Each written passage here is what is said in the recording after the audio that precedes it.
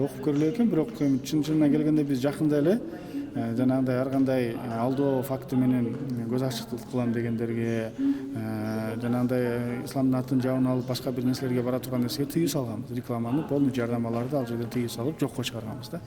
Эгерде бул жерде алдай турган фактылар менен калп эле өзүм бир ушул жакта бир народный сыяктуу бир врач катары өзүн белгилеп, бирок сертификаты жок иштесе, бул деле бир алдоо болот да. Эгерде Минздрав аны иретке келтирем десе, сертификат берем десе, кылып аткан ишин аныктап, бул теорияда дагы, практикада дагы, анан мындай окумуштуу жагынан дагы туура экен деп чечим чыгарып туруп буларды иреттесе, бул кайра жакшы эле болот деп ойлойм. Анткени көрүп атасыздар, кайсы рекламаны ачпа, кайсы базарды барба, кайсы жерге барба, мен айыктырып коем, мен керек болсо ракты жок кылып коем деген ушундай жардамалар дагы бүгүнкү күндө чыгып атат.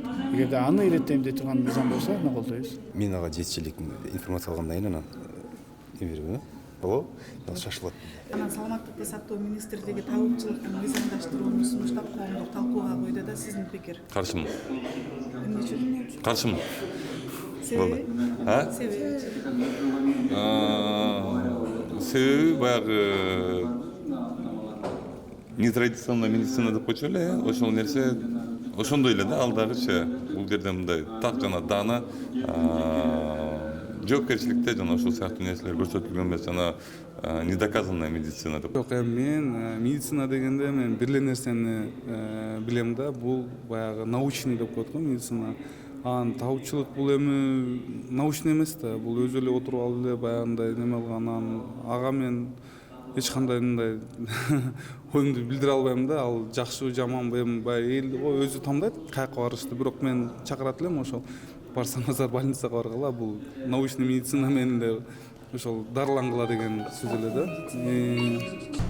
Эми элдик медицинага ишенгендер бар. Жеке менин көз карашым бул ден соолукка зыян болбош керек да. Көбү ден соолугун оңдойм деп көп кишилерибиз ден соолугун жоготуп алган учурлар көп да. Ошого ал тармакка дагы мындай мыйзам иштеш керек. Ден соолукту эми профессионалдуу врачтардын колунда дарыланган туура. Менин көз карашым ушундай. Рахмат. Көп учурларда ушул табыптарга көп наразычылыктар айтылган сөздөр да болгон, өзгөчө ушул онкология менен ооругандардын жарандарыбыз кайрылышкан көп. Анан чынын айтсам, кээ бир ооруларды чындап эле мындай коркосуң да, кантип ушул онкологиясы опухоль бар болгон адам табыпка барып 3-чү стадиядан өткөрүп, каза болгон учурлар өтө көп болгон, туугандары келип наразы болуп, ушундай мыйзам чыккан да. Мен ойлойм, бир жагынан бул туура, анткени эгерде жок дегенде медицинский образованияң болбосо, өзүң медик болбосоң дагы кантип жоопкерчиликти тартса болот ал адамды. Эч кандай бүгүнкү күндө мыйзам жол бербейт. Ал мындай ушул туура эмес, анткени эгерде сен жоопкерчиликти алдыңбы кардар үчүн, эгерде дарылап берем, ушул онкологиядан айыктырып берем десең, тоже жооптуу болуш керек да, туурабы?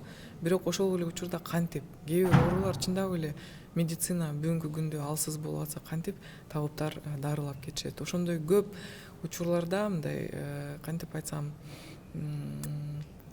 жөн эле акчаны жасаган адамдар ортодо аябай көп болуп кетти да.